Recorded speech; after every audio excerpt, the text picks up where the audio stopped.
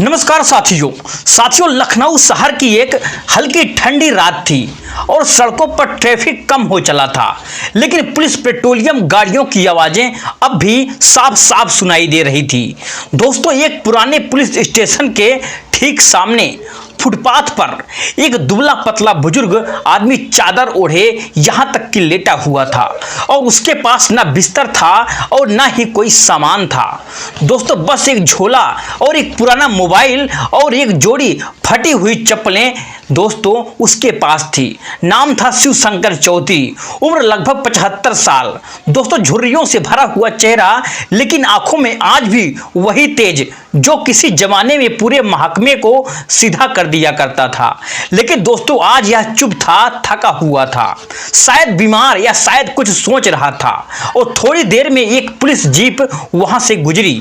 उसमें से एक हेड कांस्टेबल उतरा। नाम था दोस्तों मनोज तिवारी, और वो बोला, उठो बाबा, यह होटल नहीं है, समझे, चल चल कहीं और जाकर के सो। दोस्तों, शिवशंकर ने धीरे से चादर हटाई और आंखें खोली, बैठ गए और उन्होंने कुछ नहीं कहा, बस शांति से मनोज की ओर देखा। और मनोज दोस्तों झल्लाया, क्या देख रहा है यह बुढ़ा, बहरा है क्या, चल उठ वरना लॉकअप पे डाल दूंगा। वही चैन से सुना। पास ही दोस्तों दो सिपाही खड़े थे और वो हंसने लगे। लगता है कोई पागल बाबा है। बड़े आराम से पड़ा था साहब के सामने और शिवशंकर दोस्तों कुछ नहीं बोले और उन्होंने बस अपनी चप्पल पहनी और झोला उठाया और बड़े सड़के में बोले, तुम्हारी बात मान लूं बेटा, लेकिन एक कॉल कर ले लूं। मनोज ने दोस्तों व्यंग से कहा, हाँ हाँ कर ले, शाम का बुला ले, लेकिन 2 मिनट में यहां से निकल जा। दोस्तों, शिवशंकर ने अपनी पुराना मोबाइल निकाला दोस्तों, जैसा बटन वाला फोन मिलाया और सिर्फ 2 दोस्तों शब्द बोले, समय हो गया है, पुलिस स्टेशन नंबर 19। और फोन बंद कर दोस्तों मनोज हंसते हुए बोला, क्या बाबा किसी को बुला रहे हो, स्वर्ग से कोई उतरने वाला है क्या। लेकिन दोस्तों 5 मिनट के भीतर एक एसयू तेजी से रुकी, फिर एक और गाड़ी, फिर एक लाल बत्ती और वाली दोस्तों इनोवा, फिर सारा नब दोस्तों हंस रहे थे। सिपाही सन्न हो गए थे। 2 मिनट बाद दोस्तों पुलिस स्टेशन का पूरा स्टाफ बाहर खड़ा था।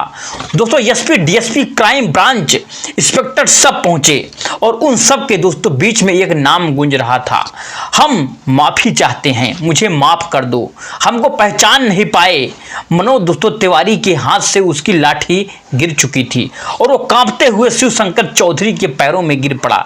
सर मुझे माफ कर दीजिए, मुझे नहीं पता कि आप, पूरा पुलिस स्टेशन अब दोस्तों सन्न था।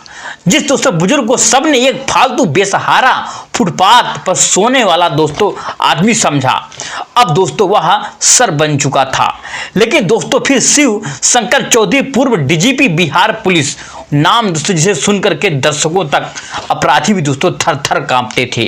अब दोस्तों वही आदमी थाने के बाहर बैठा था और चप्पलों में दोस्तों झोले के साथ हो, जिन पुलिस वालों ने कुछ मिनट पहले तक उसे अपमानित किया था और वह दोस्तों घुटने के बल उसके सामने थे। दोस्तों डीएसपी राजीव कुमार सबसे पहले आगे आए। सर हमने आपको बिल्कुल भी नहीं पहचाना, नहीं तो ऐसी गलती ना होती, इतनी साधारण वेशभूषा में यह हमारी चूक थी और हमारी सोच और गलती थी। दोस्तों शिवशंकर ने उसकी आंखों में देखा, फिर धीरे से बोला, यही तो मैं देखना चाहता था, आखिरकार हो गया रहा है। एसपी आरती सिंह ने दोस्तों झुक करके कहा, सर क्या हम जान सकते हैं कि आपने यह सब क्यों किया है। दोस्तों शिवशंकर मुस्कुराए और उनकी मुस्कान में दोस्तों गुस्सा नहीं था, सिर्फ एक सवाल था, क्या हमने इंसान को इंसान समझना बंद कर दिया है। फ्लैशबैक शुरू होता है। अब दोस्तों वापस वर्तमान में शिवशंकर बोले, मैं कोई तमाशा देखने नहीं आया था, मैं सिर्फ यह चेक करने आया था, मैं सब देखने चाहता था क्या वर्दी पहनने वाला हर पुलिस वाला अब भी वही मूल्य लेकर के चल रहा है। अब क्या सिर्फ पद देख करके सलाम किया जाता है। और उनकी आवाज दोस्तों धीमी थी, लेकिन उसमें पत्थर काटने की ताकत थी। तुम सब ने मेरा अपमान नहीं किया है, तुमने एक गरीब को, एक इंसान को, एक नागरिक को यहां तक कि अपमान किया है। और याद रखना, हर बुजुर्ग भिखारी नहीं होता है। या तुम्हें अच्छी तरह से नोट कर लो, कुछ ऐसे होते हैं जो तुम्हारे पूरे विभाग को उठा करके खड़ा कर सकते हैं। दोस्तों मनोज अब भी घुटनों पर था और उसकी आंखों में बिल्कुल आंसू था, रो रहा था। सर मुझे माफ कर दीजिए, मैं आपकी ट्रेनिंग में था तब तक पहचान पाया, आज तो और भी अंधा हो गया। शिवशंकर ने दोस्तों उसे देखा, फिर पास आकर के उसका कंधा पकड़कर उठाया। सजा से ज़्यादा जरूरी है कि सीख। अगर तुम आज बदल जाओ तो यह मेरा सबसे बड़ा सम्मान होगा। और फिर एसपी आरती ने दोस्तों कहा, सर हम चाहते हैं कि आप विभाग के हर थाने में जाकर अपनी बातें रखें ताकि यह गलती कोई और ना करे, ना ही दोहराए। और दोस्तों फिर शिवशंकर मुस्कुराए, मैं फिर आऊँगा लेकिन बिना बता करके आऊँगा, क्योंकि असली परीक्षा तब होती है जब तुम जानते नहीं हो कि कौन देख रहा है कौन नहीं देख रहा है। दोस्तों शिवशंकर चौधरी के शब्द सिर्फ थाने के 4 दीवारों पे नहीं गूंजे, वह पुलिस वालों के मन में उतर चुके थे। और फिर एसपी दोस्तों आरती और डीजीपी आरती, फिर थाने के दोस्तों बाकी सारे स्टाफ अब दोस्तों सिर्फ नया नियम रैंक सैल्यूट में बंधे हुए थे। लेकिन दोस्तों आज उन्होंने इंसानियत को लिखाने वाले असली अफसर को देख लिया था, जो दोस्तों बिना वर्दी के भी सबको झुका गया।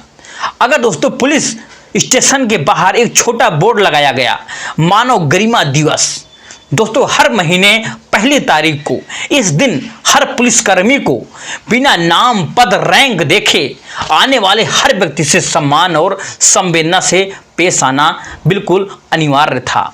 और दोस्तों इस बदलाव की प्रेरणा बनी एक तस्वीर जिसमें दोस्तों शिवशंकर चौधरी और फुटपाथ पर चादर ओढ़े सोए हुए थे और नीचे लिखा था, असली ताकत कभी शोर नहीं मचाती है।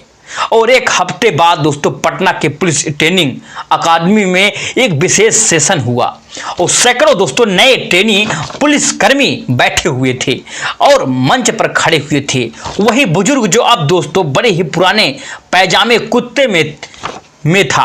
और शिवशंकर ने दोस्तों मन से कहा, वर्दी इज्जत दिला सकती है लेकिन इज्जत को बनाए रखने के लिए इंसानियत चाहिए। अगर तुम्हारा सलाम सिर्फ उसी पोस्ट को देख करके होता है तो याद रखो तुम सिर्फ वर्दी पहनने वाले बनोगे और अवसर कभी नहीं। पूरे हाल में दोस्तों सन्नाटा था और हर आंख दोस्तों सोच में डूबी थी।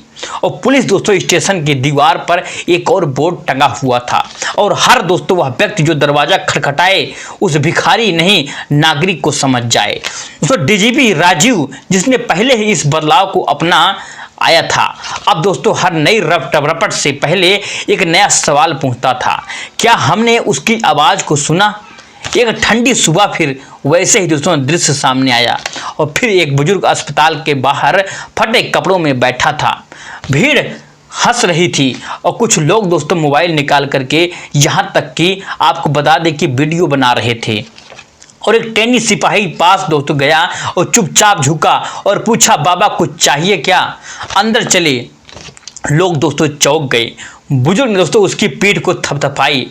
अब दोस्तों उम्मीद जिंदा है बेटा, उम्मीद जिंदा है। कभी किसी की हालत देख करके उसे छोटा मत समझो, क्योंकि कभी कभी सबसे बड़ा आदमी सबसे सादगी और भरे कपड़ों में आता है। दोस्तों ये थी आज की कहानी, आपको कैसी लगी? अगर आपको अच्छी लगी है तो वीडियो को लाइक और चैनल को सब्सक्राइब करना बिल्कुल ना भूलिए। जय हिंद।